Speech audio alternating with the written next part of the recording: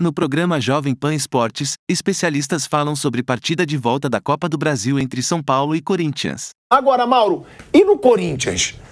Porque o Corinthians dizia que não ia focar na Sul-Americana. Não.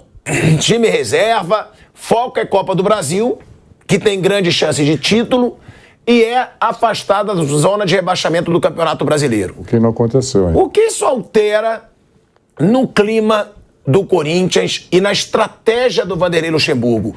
Outra, você achou que teve um certo exagero, né, dos 11 jogos de invencibilidade. Eu mesmo fui um dos exagerados, porque com certeza tiveram jogos fáceis, mas teve ali o Atlético Mineiro fora de casa, teve o Inter fora de casa, teve o São Paulo no primeiro jogo da semifinal da Copa do Brasil. E pro que o Corinthians vinha apresentando, né, antes, que estava uma tragédia, 11 jogos de invencibilidade eu acho que ninguém esperaria, diante da tragédia que estava antes. Isso pode degringolar a estratégia do Corinthians? Dá para o Corinthians agora achar que vai até se distanciar mais da zona do rebaixamento, já que não vai ter que focar na Copa do Brasil?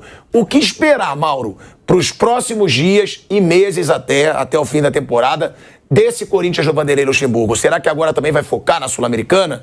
Única chance de título?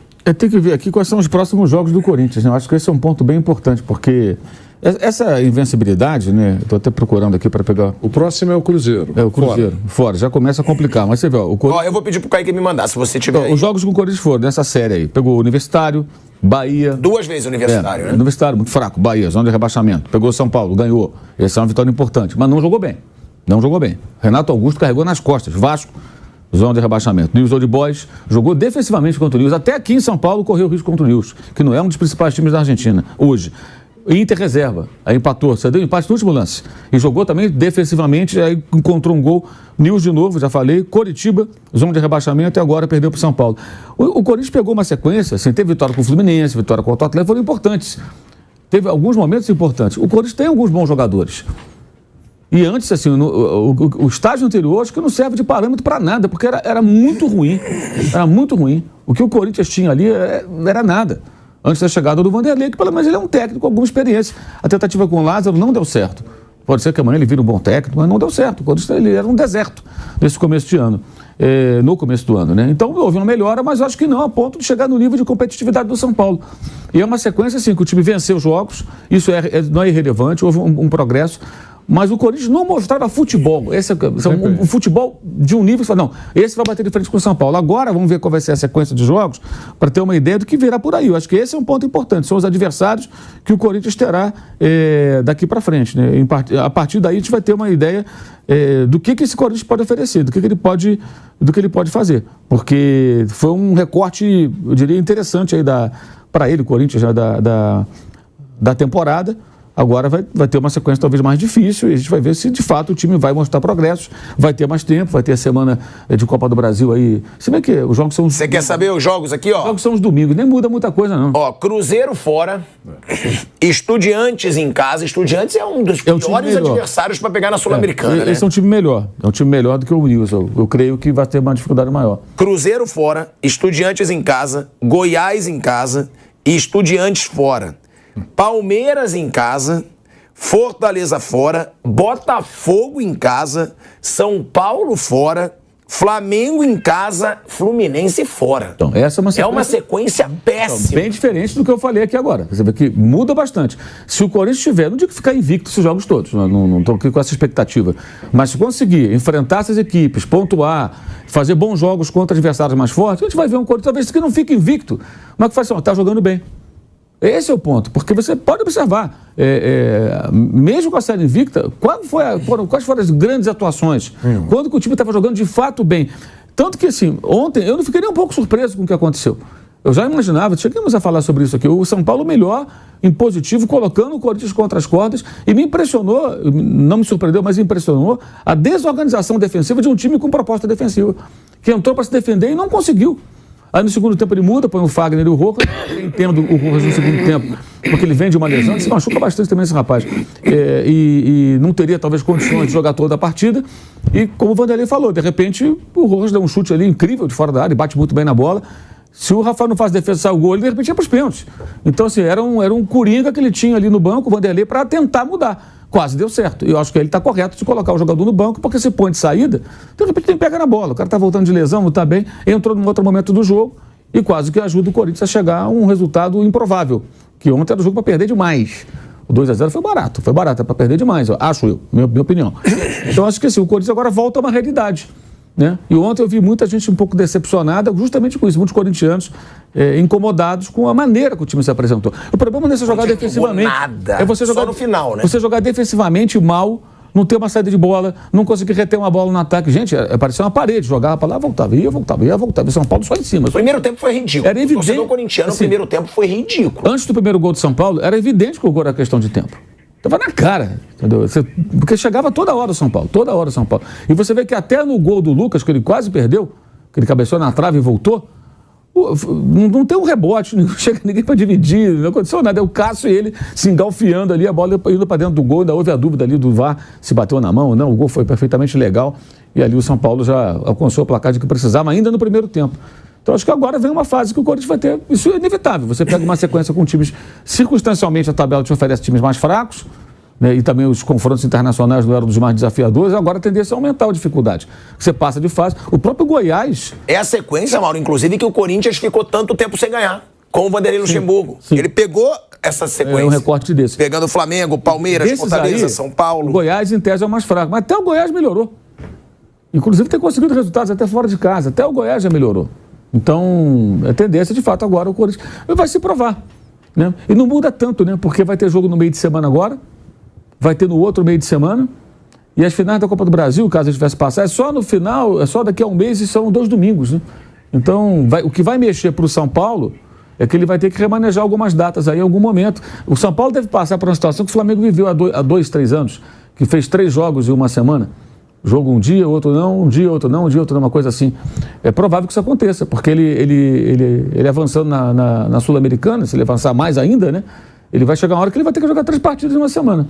Mas aí vai ter que abrir mão de alguma coisa, né? Botar um time reserva no Brasileiro ou na própria Sul-Americana. Eu não sei como é que eles vão escolher, como é que eles vão definir isso. Mas o Corinthians vai continuar tendo jogo 2 meios de semana. Não vai ter semana livre nem essa nem a próxima. Agora jogando aqui em São Paulo e depois jogando lá em La Plata, no estádio do Estudiantes. Lembrando aqui, né, Vanderlei Nogueira, pro torcedor corintiano, Cruzeiro fora, Estudiantes em casa, Goiás em casa, Estudiantes fora, aí agora começa a só piorar. Palmeiras em casa, Fortaleza fora, Botafogo em casa, São Paulo fora, Flamengo em casa, Fluminense fora. É só adversário de peso para esse Corinthians num momento que vai ser delicado, que vai ter que dar alguma satisfação pro torcedor, vai ter que disputar a Sul-Americana também, porque é o único título que ainda pode disputar na temporada, além de fugir da zona do rebaixamento no Brasileiro. A gente vai para um break na Rádio Jovem Pan, seguimos no YouTube. Então, de um lado, antes da gente falar, né, de Flamengo e Grêmio, tem um São Paulo que ganha uma motivação absurda e não vinha numa boa fase recente, e agora ganha essa motivação, com toda a euforia de uma final de Copa do Brasil. Pode ser, é o único título que o São Paulo não tem. São Paulo não tem Sul-Americana também, né? Não, a Sul-Americana... Mas a Copa do Brasil é o único que incomoda, que realmente não tem. Vale a gente lembrar que na época que o São Paulo brigava por título na Libertadores todo ano, a Copa do Brasil não aceitava que participassem da Copa do Brasil os times que estavam na Libertadores. Isso vale a pena a gente deixar claro.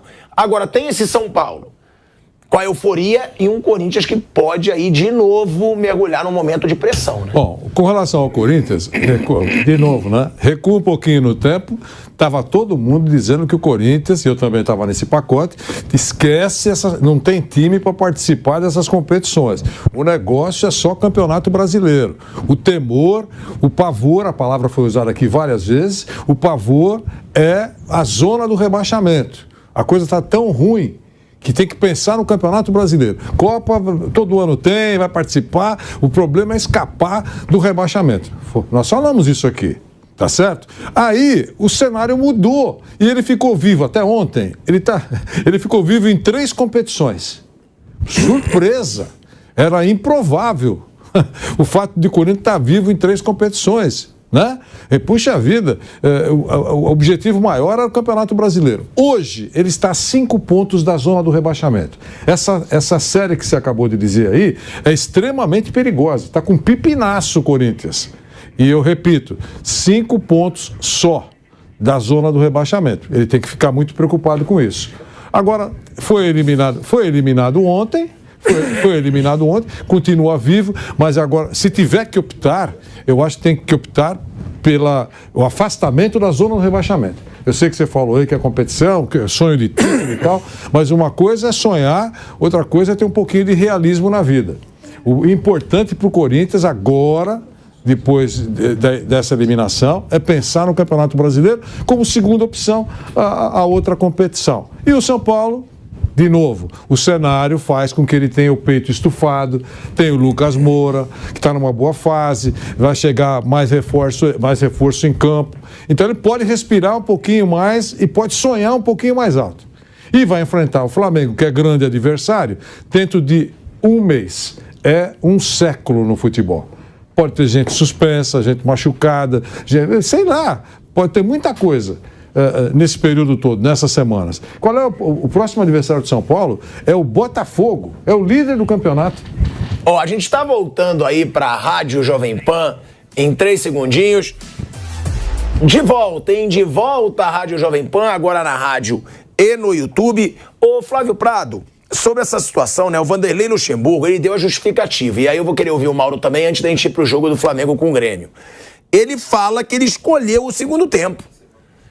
Ou seja, abdicou de jogar o primeiro? É isso mesmo? Porque na declaração que ele dá, ele fala, eu optei pelo segundo tempo, cara. Faz parte. A estratégia que eu criei, sabendo que o São Paulo vinha pra cima da gente, tornei um time mais marcador, só que nós não conseguimos sair.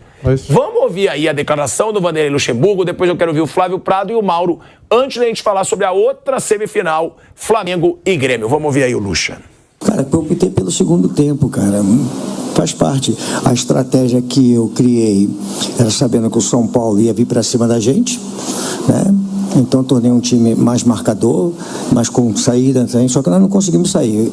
Para mim a diferença foi do jogo, não o Wesley. Me permite, né? Você está citando o Hélio.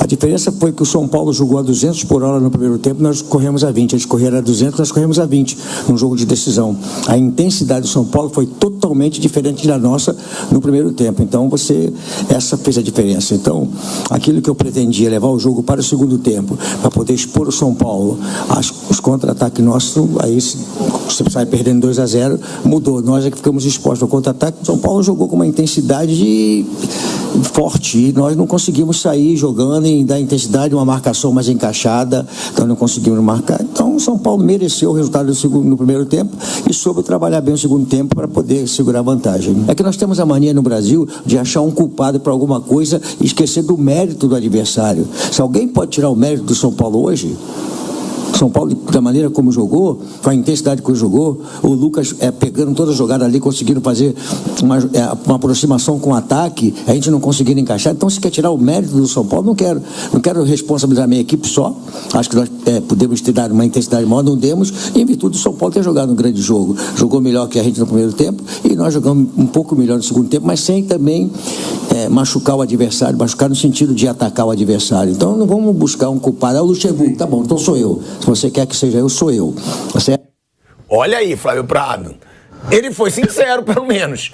Ele assumiu que ele abdicou de jogar no primeiro tempo e tentou no segundo. E aí ele fala sobre essa situação do São Paulo. Ele falou, estão querendo achar o culpado. Tá bom, então o culpado sou eu. Mas não vai olhar para os méritos do São Paulo, que realmente jogou muita bola, intensidade, falou do Lucas Moura. Tem razão, Luxemburgo? Então, a gente falava desses dois times serem muito parecidos, né? Mas aí aconteceram alguns fatos que mudam a situação. O principal jogador dele ofensivamente era o Roger Guedes, que foi embora. São Paulo não tinha o Lucas Moura. Sobe muito o nível do São Paulo. Se eles eram times parecidos, quando ele perde um jogador importante, São Paulo ganha um jogador muito importante, a coisa fica num nível diferente. E realmente o jogo de ontem só o São Paulo jogou. O Corinthians jogou 15, 20 minutos finais, quando entrou o menino Wesley lá. Talvez devesse arriscar um pouquinho mais, um pouquinho antes. Quase fez um gol no último minuto. Pois é, eu teria arriscado um pouquinho mais, um pouquinho antes. A postura inicial, eu imaginava que seria uma postura defensiva, mas foi exageradamente defensiva. por N motivos. Ele diz que o time não conseguiu sair. A verdade é que 2 fatores pesaram. O Corinthians não saiu porque não tinha capacidade para sair, segundo, porque o São Paulo realmente abafou muito no primeiro tempo. Mas até comentando o jogo aqui, eu falava, olha, do jeito que o Corinthians está recuado, vai tomar um gol já. Tava na cara que ia tomar um gol. Tava muito atrás, não tinha saída de jogo. E aí tem 2 fatores, né?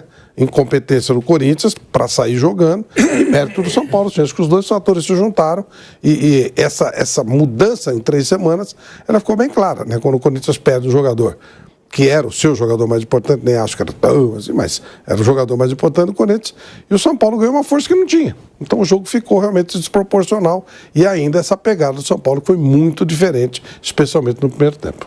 Agora, Mauro, é uma declaração sincera do Luxemburgo. Mas ele deixa claro que ele abdicou de jogar no primeiro tempo. Qual declaração? Quando ele diz que ele abdicou de jogar o primeiro tempo, que ele escolheu jogar o segundo, ele sabe que ele poderia levar porrada. Pô, você entra num jogo. É uma confissão. Sim. Não, sim, uma confissão. Então, uma confissão sincera. Inclusive. E ele diz, a culpa aqui é minha? Vocês querem que a culpa seja minha? Isso não anula. Mas no São Paulo. Isso não anula, pelo amor de Deus, né? Isso não anula o mau trabalho que ele fez ontem. Preparou mal a equipe. Uma coisa é você jogar contra o adversário que está em casa, que vai te pressionar porque precisa do resultado, e você se defender bem, você não conceder tanta chance ao adversário, né? Você conseguir resistir a esse adversário uma boa parte do tempo, e aí, num determinado momento do jogo, você começa a sair mais para o jogo. Essa é uma realidade, é um cenário. Não foi o que nós vimos, a gente viu o São Paulo amassando o Corinthians. Amassando o Corinthians, criando várias oportunidades, fazendo 2 gols, podendo fazer mais gols. E volta ao segundo tempo, tem uma outra chance claríssima que o Wellington Rato acabou não aproveitando. Já poderia, no começo do segundo tempo, fazer 3-0. Então, assim, ele não conseguiu preparar bem a equipe e o Corinthians se comportou muito mal. É diferente de você entrar em campo, tomar a pressão, aguentar a pressão, não conceder tantas oportunidades para o seu oponente e depois que o jogo entrar num outro ritmo, você conseguir sair mais para o jogo, levar lá algum perigo, ameaçar. Não foi o que aconteceu. E ainda teve a oportunidade de diminuir para 2-1, porque o São Paulo não foi capaz de aumentar o placar, mesmo com o volume de jogo que teve durante boa parte do primeiro tempo e até no começo do segundo. E assim, a questão de culpa, não é questão de culpa, ele é o técnico, ele não funcionou bem. A estratégia dele, o trabalho dele não funcionou e, consequentemente, os jogadores também, né? Não é culpa só dele, é culpa de todo mundo. O Corinthians não é o Luxemburgo, o Corinthians é o Luxemburgo e os jogadores, né? E nesse aspecto, o que me pareceu ser muito claro, assim, que o time não conseguia reter a bola. E isso não é uma questão de ter fulano ou ciclano. O time não estava preparado para conseguir sair jogando, segurar um pouco a bola, cadenciar o jogo. Então ficou batendo contra a parede e o São Paulo massacrando até fazer os 2-0 que valeram a classificação. Timão Notícias é um canal voltado para deixá-lo informado sobre o Coringão.